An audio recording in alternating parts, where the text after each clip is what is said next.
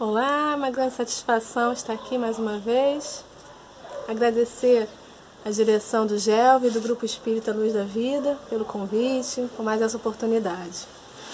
Nós vamos começar com uma harmonização rápida, com uma música que eu gosto muito, que fala sobre as tormentas do além-mar, desse nosso mar da vida turbulento, e que nós precisamos içar as velas da coragem para lutar, para ir além, que as estrelas do bem elas vão nos guiar. Mar da Vida, de Alan Filho.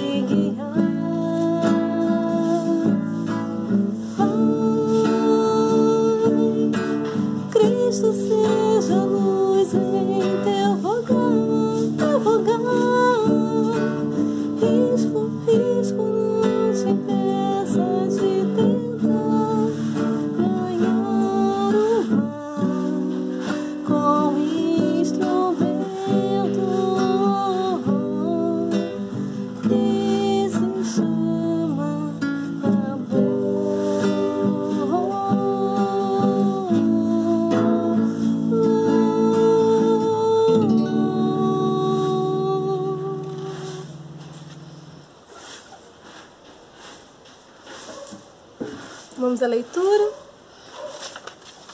O livro Segue-me, Francisco Cândido Xavier, ditado pelo Espírito Emmanuel. Vamos abrir ao acaso. Caridade da paz. Bem-aventurados os pacificadores. Este Jesus está em Mateus, capítulo 5, versículo 9.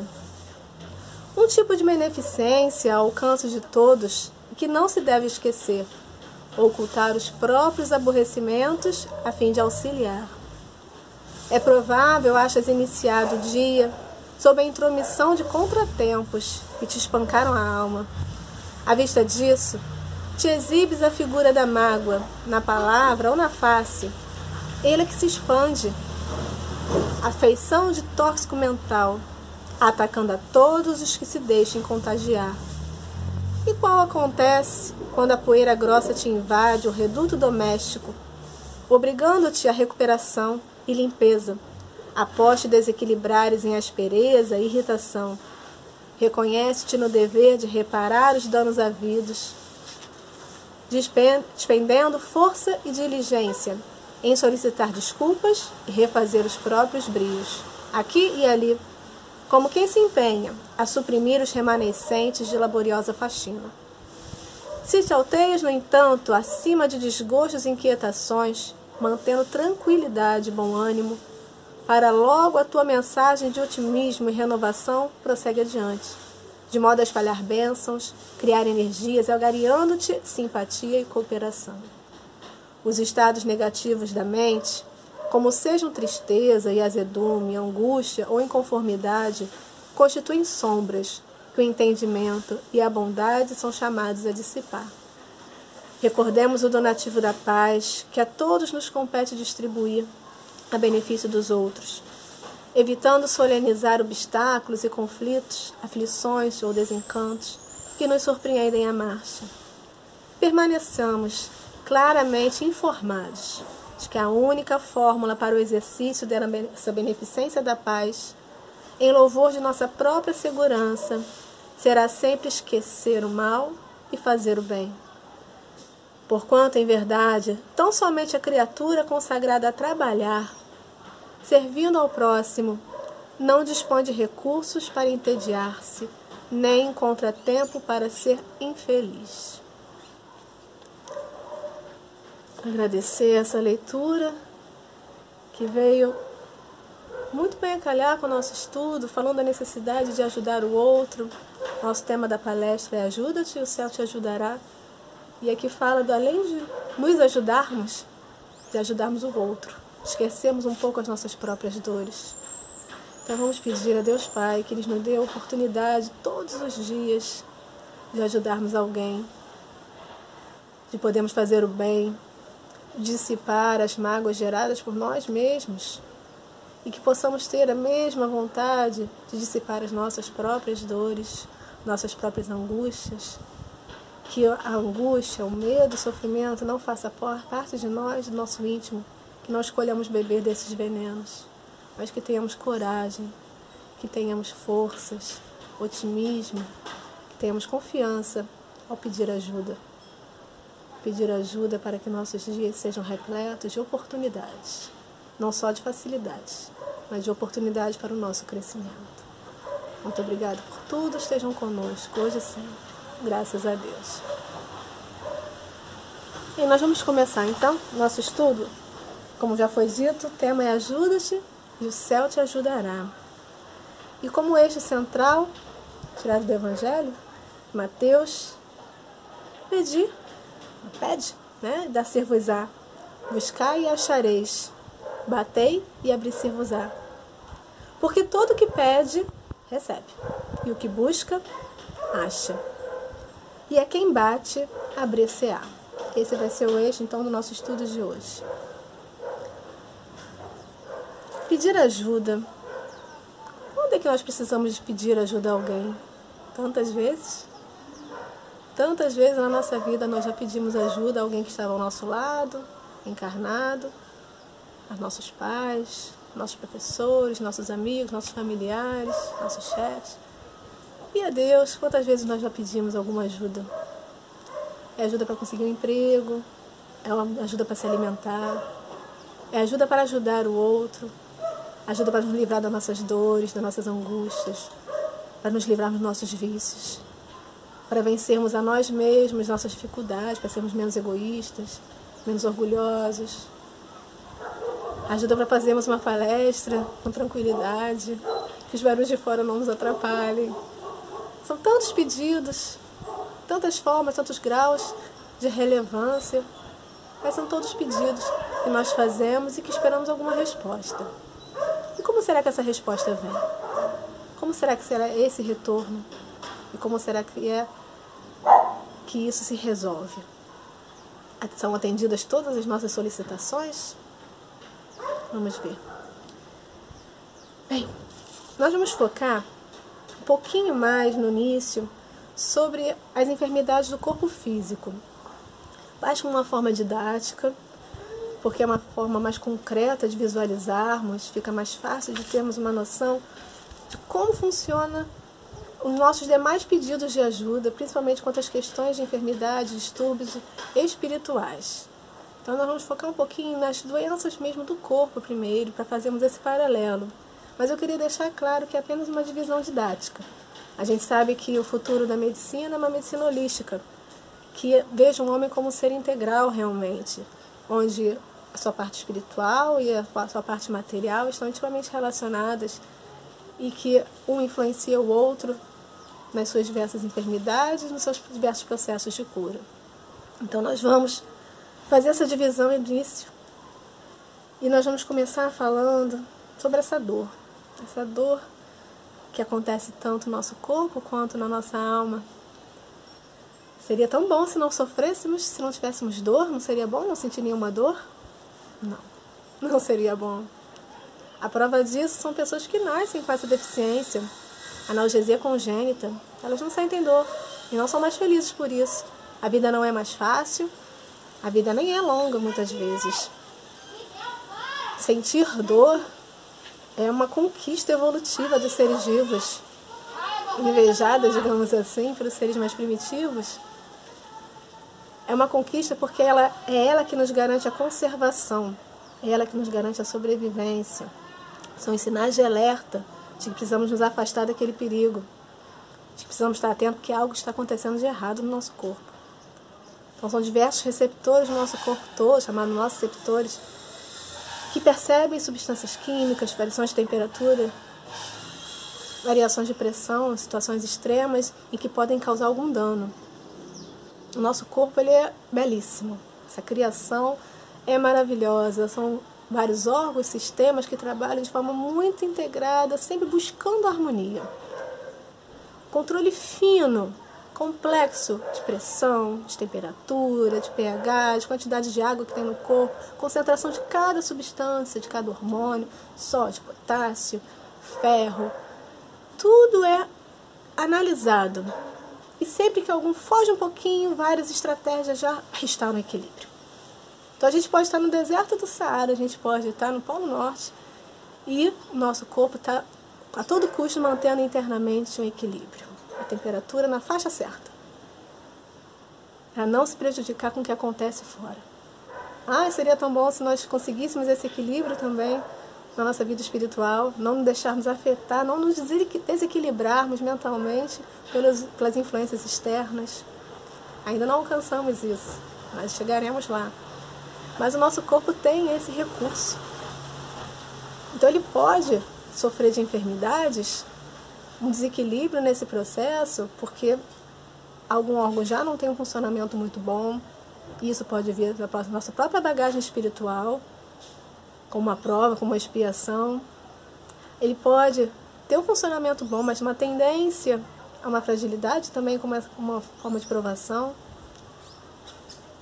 E ele pode funcionar muito bem, mas nós podemos prejudicá-lo e gerarmos dívidas para o futuro.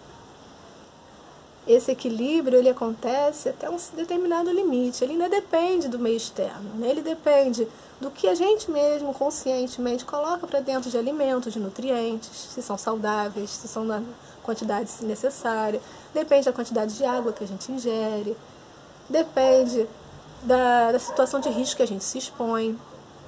E aí entra a dor.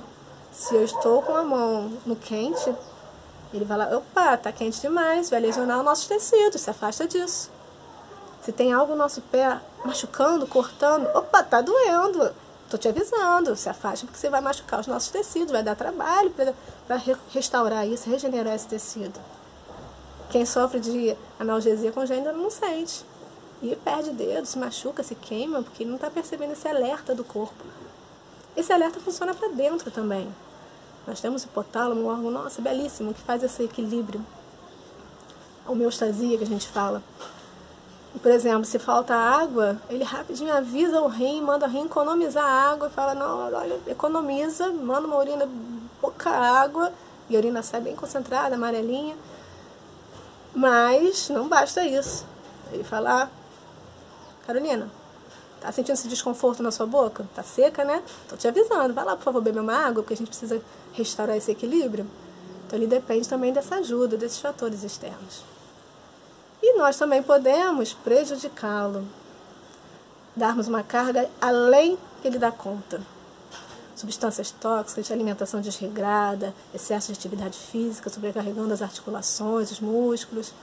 Eu posso exagerar no meu estresse e eu gero uma enfermidade porque eu dou uma carga além da suportável. Essa homeostasia já não dá conta. Então, nosso corpo espiritual é a mesma coisa. Trazemos várias questões em desequilíbrio ainda que, pouco a pouco, vida a vida, a gente tenta buscar harmonia. Cada aspecto, um por um. E um por um isso vai sendo sinalizado para a gente como a dor também. É uma forma de sinalização do corpo. pouco a pouco, o que está lá no nosso inconsciente, escondidinho, faz parte às vezes das nossas sombras, aquilo que a gente quer manter escondido, pouco a pouco aquilo vai sendo apresentado, sutilmente, não o conteúdo todo, mas aquilo que ficou nas vidas passadas, que são as nossas más tendências, que fazem parte do nosso eu espiritual, mas que já não estão de acordo com esse eu atual, com esse cérebro que está numa nova vivência, aprendeu de forma diferente, teve contato com estímulos diferentes do ambiente, se construiu de uma forma diferente, esse cérebro já não comporta aquele eu anterior. E pouco a pouco, então, a gente precisa harmonizar isso. É o objetivo de cada nossa encarnação, segundo Jonas de Ângeles, né, baseado em Jung também, na individuação, em que a gente tenta gerar esse indivíduo integral, em harmonia, o consciente com o inconsciente, o sentimento com o pensamento. Então isso vai vindo à tona pouco a pouco, sutilmente, e a gente precisa perceber o que está sentindo, o que está acontecendo, com diversos sinais que acontecem para a gente poder lidar com aquilo. A dor física é a mesma coisa. Nós vamos falar de fulano. Não quero dar indireta, então vou usar um nome que não existe, que é o fulano que está sofrendo com dores. Essas dores físicas, no início, ele fingiu que não tinha nada. Ele nem percebeu, seguiu na sua vida corrida, atribulada, nem sentiu que estava sentindo alguma coisa, mas o alerta estava lá dentro acontecendo. Mas ele ignorou, negou. Ele pode também sentir, porque a dor vai aumentando, né? Se a gente não resolve a causa, o alerta aumenta e a dor vai aumentando também. O problema piora. E aí ele começa a sentir, mas ele tenta a todo custo, não, isso vai passar, daqui a pouco passa, não preciso fazer nada não. Mas a dor aumenta. E aí ele começa a tentar fugir. Eu vou resolver, vou dar conta sozinho, eu tomo analgésico, eu pesquiso na internet um tratamento, ou eu vou usar um outro tipo de droga para poder aliviar essa minha dor, para poder dar um bem-estar temporário, vou dar uma fuga. Vou buscar a porta larga, né? Segundo o Sermão da Montanha, as portas largas. A porta estreita dá mais trabalho, né? Tem que ter uma dedicação, tem que ir ao médico, fazer os tratamentos até o fim. Isso demanda esforço, vontade. Então fulano, ele estava todo custo fugindo, ele queria praticidade, porta larga realmente. E ele fez isso, mas a dor aumentou. E os familiares já estavam percebendo e falando, poxa, meu pai, tá doendo, a gente tá vendo, você tá de mau humor o tempo todo, você já não tá bem aqui em casa com a gente, você não tá bem com você tá sofrendo. Seu trabalho não está rendendo do mesmo jeito, não está na hora de buscar uma ajuda? Não. Buscar ajuda? Não, eu dou conta sozinha, que besteira. Vou confiar em médico? Não confio, não. Esse pessoal não sabe nada, não. Esse pessoal acha que sabe. Quem sabe da minha vida, meu corpo sou eu. E ele não procura ajuda. Mas a espiritualidade é tão boa que ele já estava ali ajudando, né? Ele já estava sinalizando. Ele já estava mandando a família, os amigos alertarem. E aí ele vê um programa na televisão que fala daquela mesma sensação que ele está. E ele, poxa, coincidência, né? Tudo para ele já ir refletindo, entrando em contato com aquele material. Até que um dia ele decide parar de fugir, parar de se enganar e... tudo bem, eu vou ao médico. Aí ele liga, ninguém atende. Tentei, né?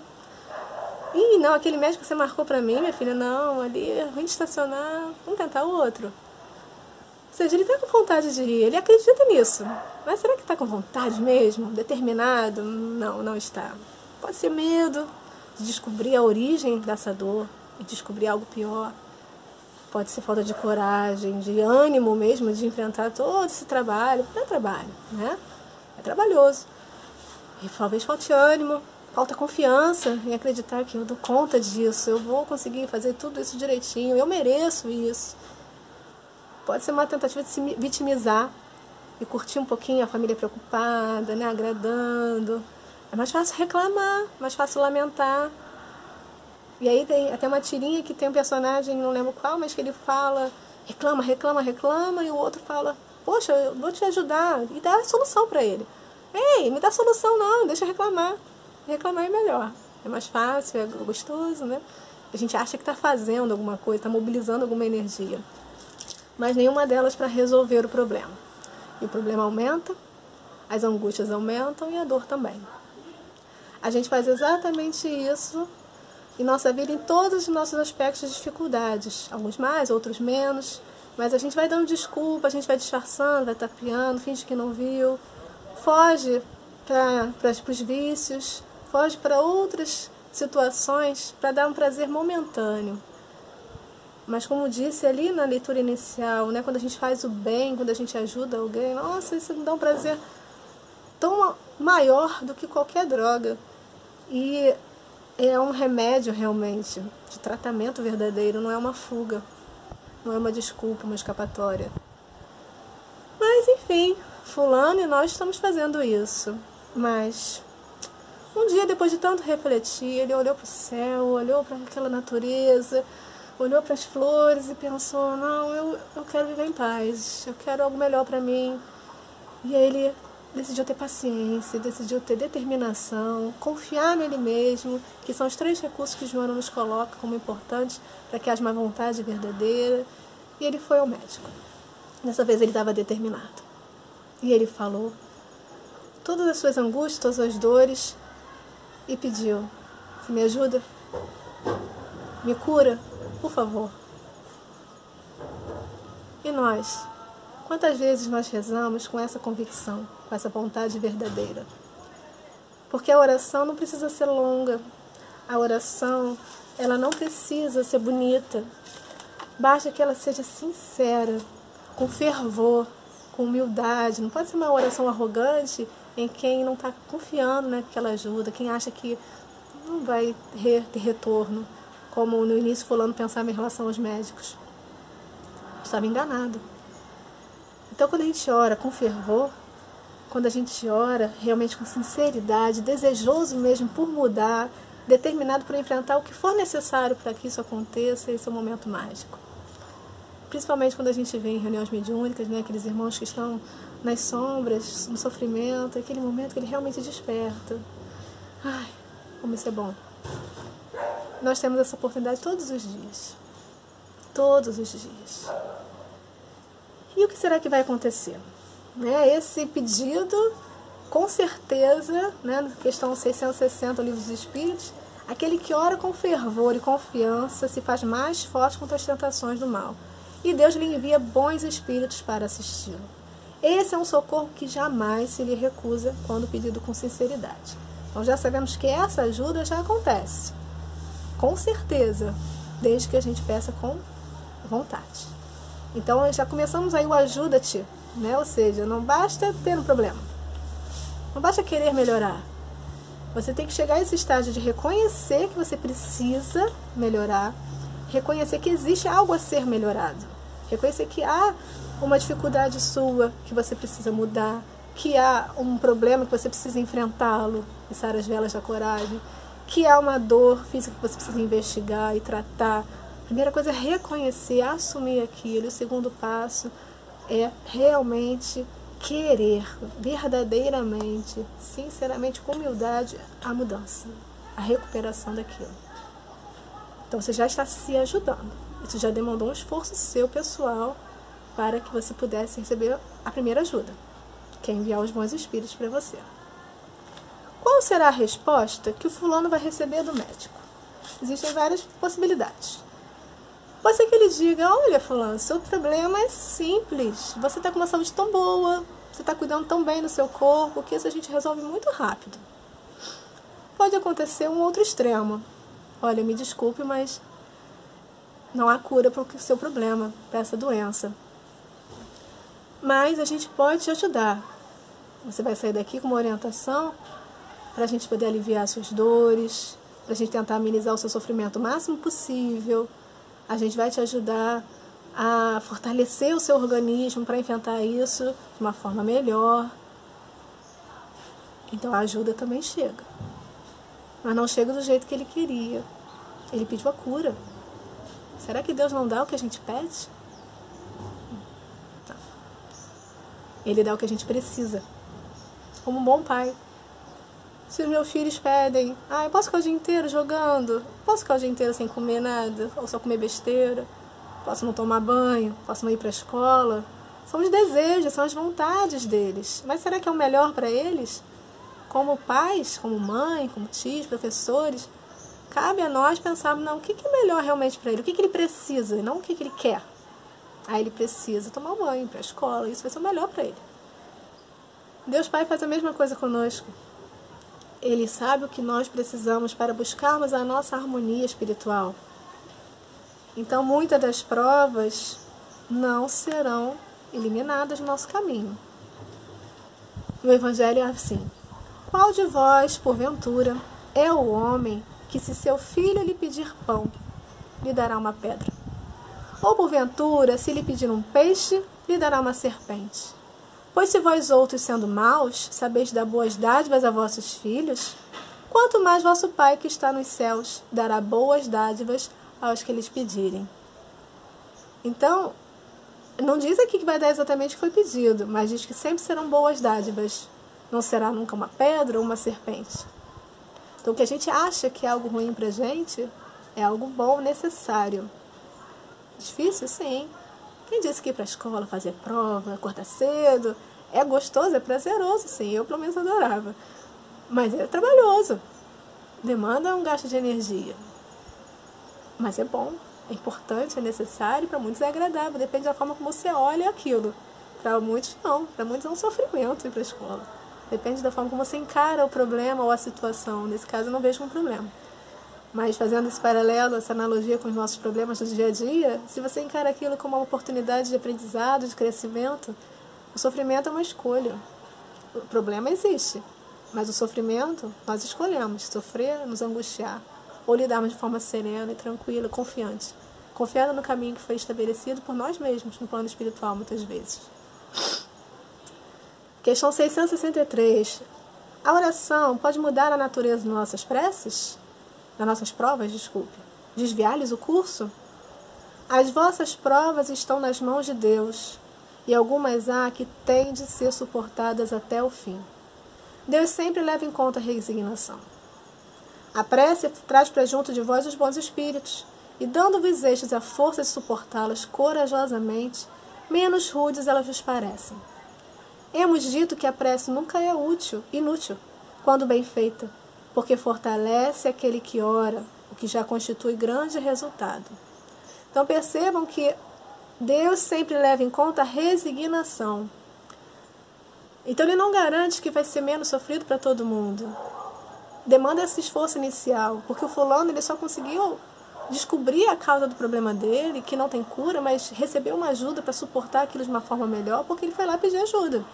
Se ele não fizesse isso, ele estaria com aquela mesma enfermidade, sem cura, mas sem nenhum auxílio. Então, é lógico que o auxílio vai existir para a gente, mas tudo vai depender também da forma como a gente está em sintonia com os bons espíritos, na forma como a gente está, sinceramente, querendo enxergar essa situação de uma forma mais resignada, ao invés de gerar problemas a mais, de revolta, de raiva, de angústias, de fugas para os vícios. Tudo depende também da forma como a gente lida. Mais uma vez, a gente está se ajudando para poder receber essa ajuda da forma mais satisfatória possível. Bem, fulano foi ao médico, foi indicado. Claro que a espiritualidade também ajuda mais uma vez, né? Bota no caminho alguém que indica, uma pessoa querida, uma pessoa boa. Basta a gente também ouvir, saber ouvir essas intuições, essas ajudas que chegam. Mas ele vai ao médico, expõe a situação, diz o que foi dito, e o médico, independente do grau de dificuldade de resolver aquele problema, esse médico ele vai ajudá-lo da seguinte forma. Ele vai entregar a ele orientações de um tratamento inicial. O tratamento é esse. Tudo que ele precisa para ajudar a buscar uma harmonia maior, um equilíbrio maior desse corpo físico. Sair daquela crise. Então ele vai tomar um anti-inflamatório para desinflamar os tecidos, uma medicação para dor, ele vai tomar um complexo de vitaminas para poder fortalecer ainda mais os órgãos que estão funcionando bem e até dar um suporte maior para esse processo de cura, de regeneração acontecer. Ele vai receber um antibiótico para atingir especificamente a causa ali, que é um agente infeccioso, né, no caso uma bactéria. Então ele vai receber esse tratamento inicial, que é importantíssimo, é o início. Esse tratamento ele não acontece sozinho. Ele vai depender do fulano comprar os remédios, abrir, tomar as doses certas, os intervalos certos, com paciência para terminar o tratamento até o fim.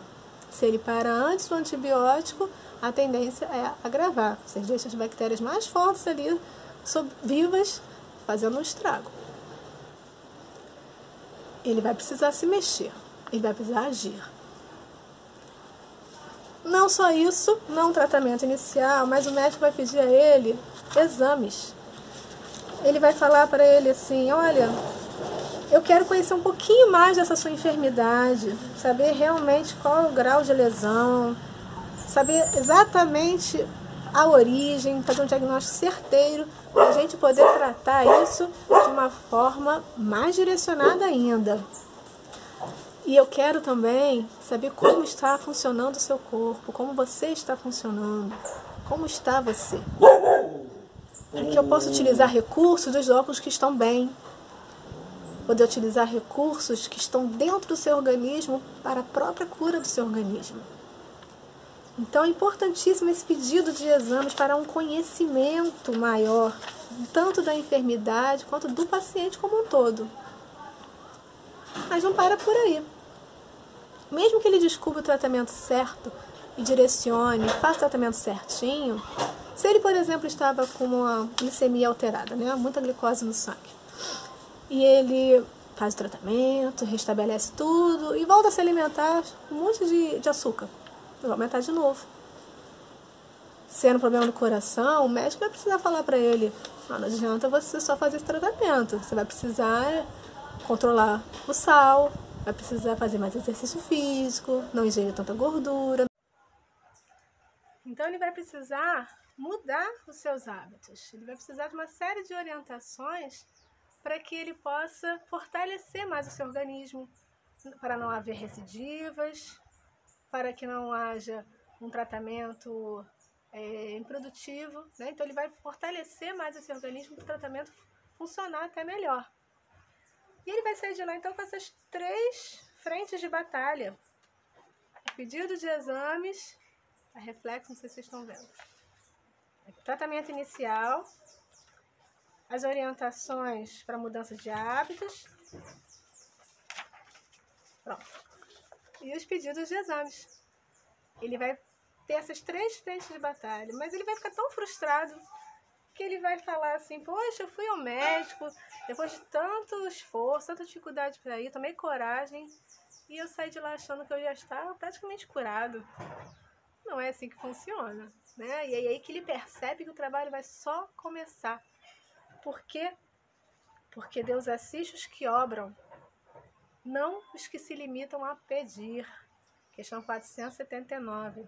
Não só para se ajudar, mas para ajudar os outros também, como nós lemos aqui no início. E aí na questão 663, ainda continuando, fala: as súplicas justas são atendidas mais das vezes do que supondes. Julgais de ordinário que Deus não vos ouviu, porque não fez a vosso favor um milagre, enquanto vos assiste por meios tão naturais que vos parecem obra do acaso ou da força das coisas. Muitas vezes também, e as mais das vezes mesmo, ele vos sugere a ideia que vos fará sair da dificuldade pelo vosso próprio esforço.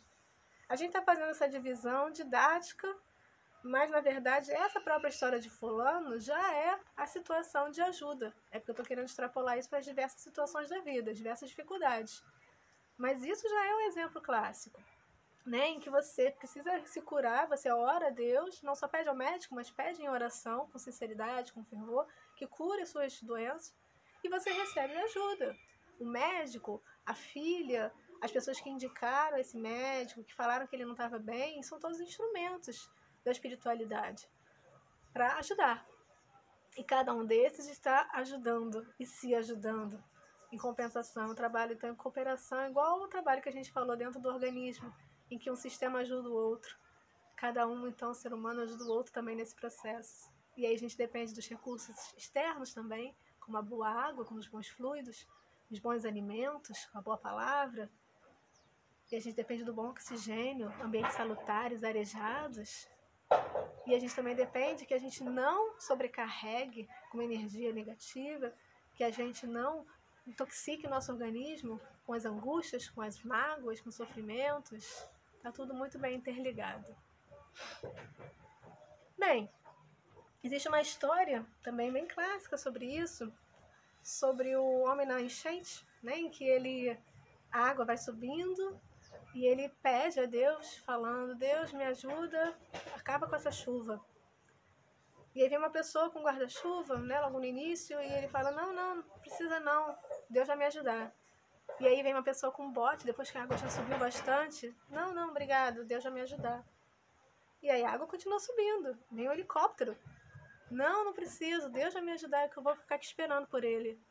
E ele morre, desencarna. E a espiritualidade fala para ele: ué, o que aconteceu? Ué, eu estava esperando ajuda e vocês não me ajudaram? Olha, nós ajudamos, nós enviamos alguém com guarda-chuva, nós enviamos alguém com um bote, nós enviamos alguém com um helicóptero, você recusou todas as oportunidades de ajuda. É por aí, né? A gente às vezes fica esperando um milagre acontecer, que o trabalho aconteça por si só, naturalmente, que tudo passe como efeito de mágica. Mas tudo depende do que a gente faz. Deus assiste os que obram, não os que se limitam a pedir. Questão 479.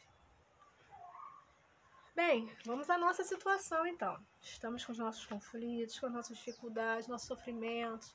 Nós já assumimos que não somos perfeitos, já assumimos que há muito que melhorar em nós, já reconhecemos as dificuldades da vida. Nós queremos resolver elas. Nós não queremos fugir, nós não queremos nos enganar, nós queremos realmente encontrar a origem do problema e realmente saná-lo. Mesmo que a gente não encontre a origem, mas que a gente possa realmente resolvê-los, nem que seja por uma mudança de olhar, uma forma diferenciada de ver esse problema. Isso já é uma forma de agir, já é uma reação. E aí a gente faz o quê? A gente ora, a gente pede ajuda no nosso íntimo. E o que a gente recebe de ajuda? Vamos lá. De novo, nós recebemos exatamente isso. Nós recebemos um tratamento inicial, aquele que vai restaurar não só o nosso corpo, quando estamos pedindo por uma enfermidade física, como aquela que vai ajudar a restaurar o nosso perispírito, reequilibrar a nossa mente, nossa alma. Então nós estamos pedindo aqui um reequilíbrio inicial, um auxílio inicial para dar forças a nós darmos continuidade nesse processo de cura. Como isso chega? Chega numa música que mexe com os nossos fluidos, que nos renova. Vem para um amigo que fala: poxa, fulaninho, quer assistir a missa comigo não? Não quer ir lá no culto? Quer a nossa casa espírita? É uma bênção, é um passe, é um jorei.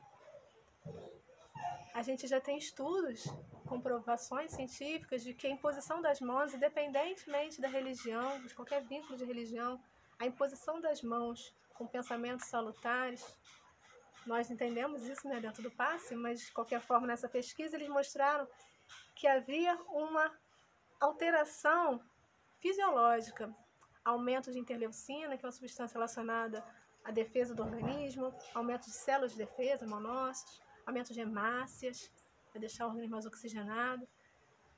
Então, vários recursos acontecem com a imposição das mãos. Então, é uma forma de restaurar e dar um empurrãozinho para que a gente possa se reequilibrar. É o tratamento inicial. O passe é justamente essa substituição dos fluidos, né, deletérios por fluidos benéficos, reequilibrar o funcionamento das células, como nós falamos agora, a harmonização do funcionamento, da estrutura neurológica, para dar uma lucidez mental, intelectual para o indivíduo, ou seja, favorecer que ele tome decisões corretas, favorecer que ele entre em sintonia com os bons espíritos e que ele esteja em situações adequadas de progredir o tratamento. É estar num ambiente salutar, buscar por eles. Então a gente tem que saber em que porta a gente vai bater. E bater, pedir nessa porta. Mas qual porta a gente vai bater? O que a gente vai buscar? Então é o pedir, é o buscar e é o bater. Saber onde bater, saber o que pedir. E saber como buscar, como correr atrás disso. E a gente tem também, não só isso, a gente tem também o pedido de exames. Ué, pedido de exames? Sim. É a espiritualidade nos falando, conhece-te a ti mesmo. Conheça você mesmo, como você funciona. Quem é você como ser espiritual? Qual a sua história? Não preciso conhecer o meu passado, o véu do esquecimento existe para isso. Mas eu preciso reconhecer as minhas dificuldades, o que eu ainda preciso vencer.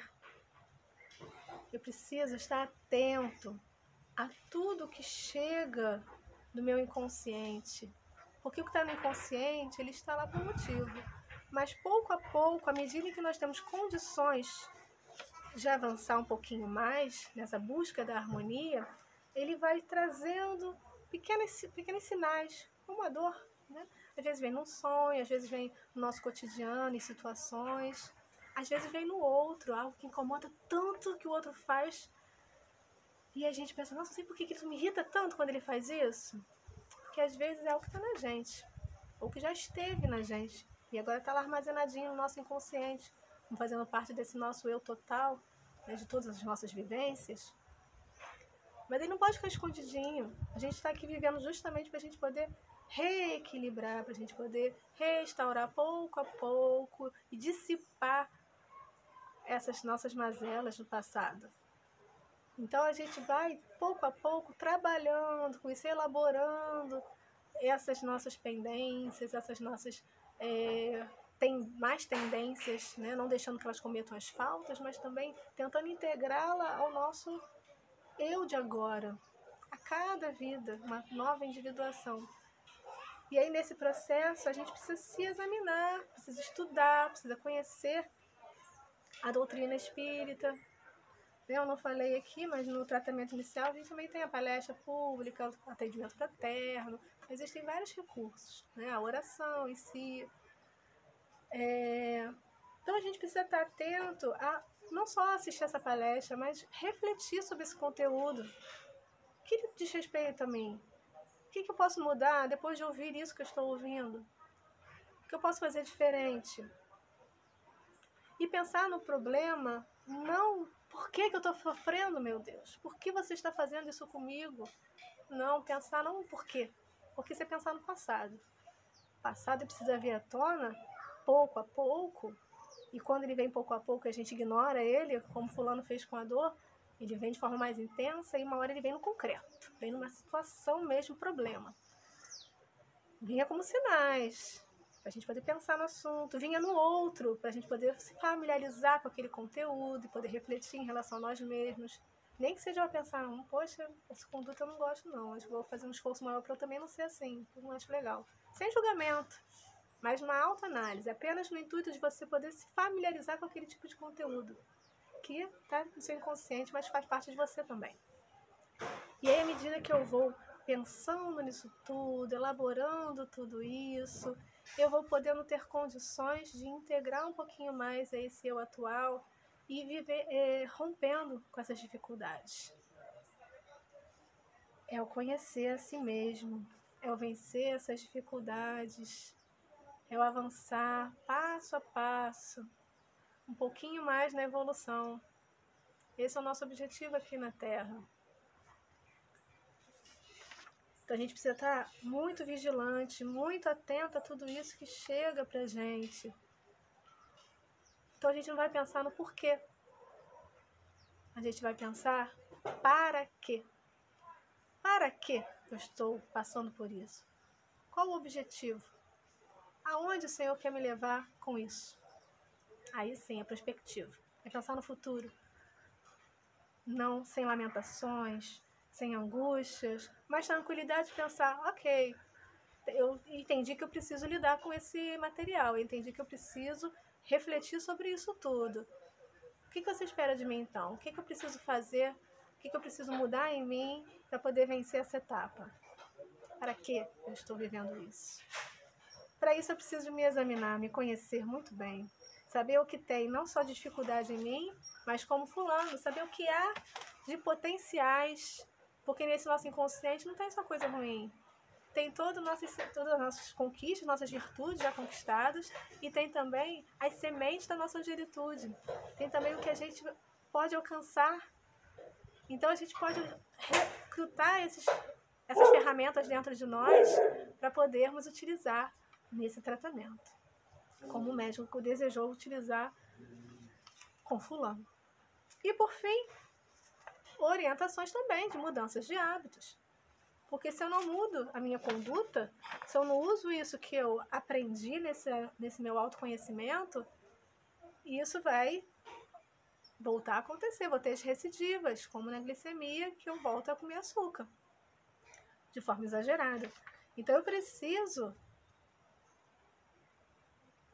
ter a situação de poder fazer uma reforma íntima. Senão os problemas voltam a acontecer. Eles passam por um tempo, mas a situação se repete. São aquelas provações que a gente fala, nossa, toda hora o problema de novo. Sempre passo por isso, porque ainda não mudou, ainda não se transformou. Quando se transformar, ele para de aparecer. É a reforma íntima. Então a gente não vai ter a cura.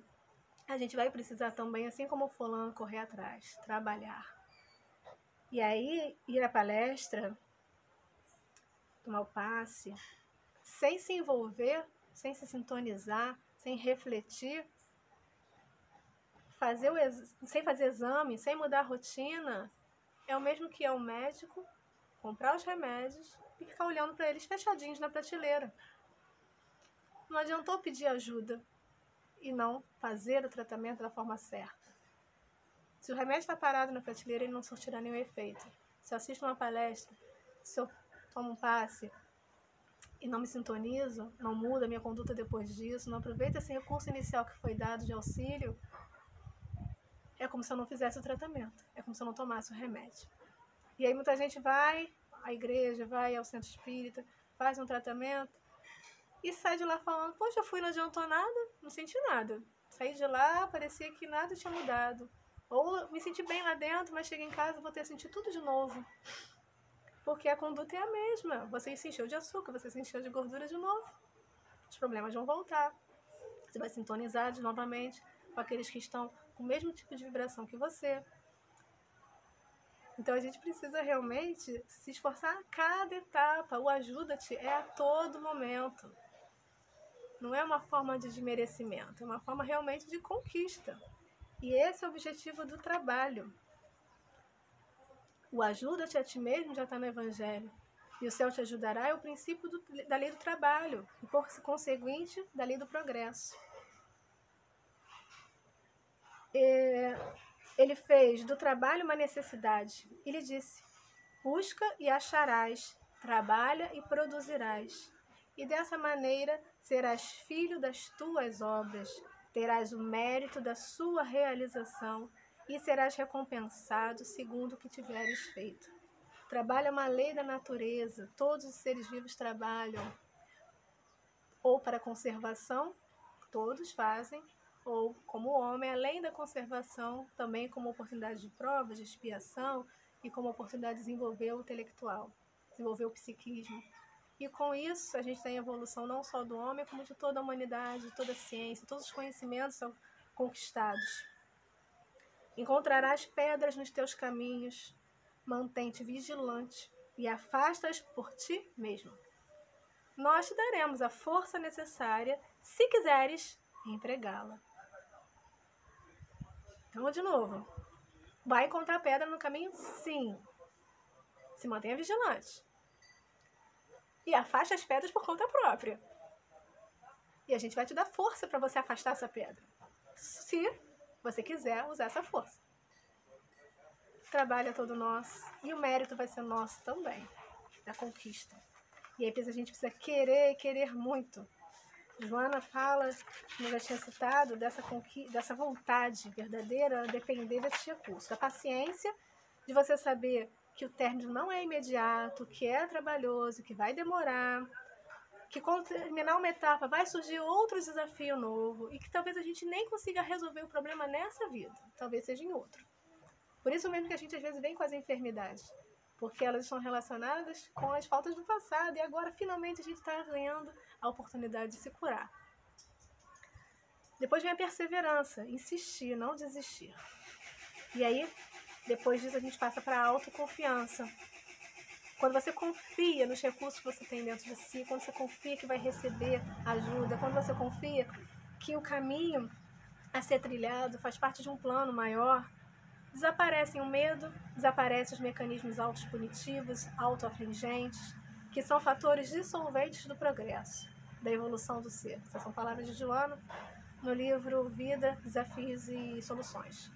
Mediante essa conquista, a conquista da vontade verdadeira, ela passa a ser comandada pela mente saudável, que discerne entre o que deve e o que pode fazer, quais são os objetivos da sua existência na Terra e como amadurecer emocional e psicologicamente para enfrentar as vicissitudes, as dificuldades, os problemas que fazem parte de todo o desenrolar do crescimento interior. Olha, responsabilidade. Mas a gente tem condições, se a gente trabalhar direitinho, se a gente fizer todo o processo direitinho, se ajudar, a gente recebe ajuda. Já vimos isso. Não estamos desamparados. Então, o que a gente vai pedir? Vamos pedir para resolver os nossos problemas? Não. Joana fala também que quando a gente alcança o equilíbrio entre o que a gente aspira, entre o que a gente faz e como a gente se comporta emocionalmente, sem ansiedade pelo que deve produzir, nem conflito por aquilo que foi conseguido. Trata-se de uma conquista interior. Quando a gente detecta as falhas do passado no comportamento, com tranquila naturalidade, refazer o caminho, corrigir os equívocos e, quando descobrir os acertos, ampliá-los serenamente, sem extravagâncias ou presunção, compreendendo que apenas se encontra no limiar do desenvolvimento interior, do amadurecimento profundo do ser psicológico. O equilíbrio resulta da identificação de vários recursos adormecidos no inconsciente profundo, que, penetrado, abre campo para a conscientização dos deveres e das responsabilidades a desempenhar. E assim, a luta conflitiva vai ceder lugar à de natureza consciente, racional, porque apresenta a meta a ser conquistada, sem cuja vitória o sofrimento permanece como ditador, impondo as suas diretrizes arbitrárias e nem sempre necessárias. O que a gente tem que pedir, então? A gente tem que pedir a luz, que deve clarear o nosso caminho. Pedir a força a resistir ao mal. Pedir os bons conselhos, que jamais são recusados. Bater a porta, porque ela será aberta, mas pedir com sinceridade, com fé, com fervor, com confiança. Muito obrigada, meus irmãos. Vamos serenar nossos pensamentos, então, e pedir com fervor, com sinceridade, com humildade, que os bons espíritos nos amparem nas dificuldades, que nos deem força, sabedoria, serenidade, paciência, para enfrentarmos todas as atribulações, para enfrentarmos esse mar cheio de tormentas, com tranquilidade, com serenidade, sabendo que tudo acontece para o nosso próprio bem e nosso engrandecimento. Muito obrigada por todas as dificuldades da vida. Obrigada, Senhor.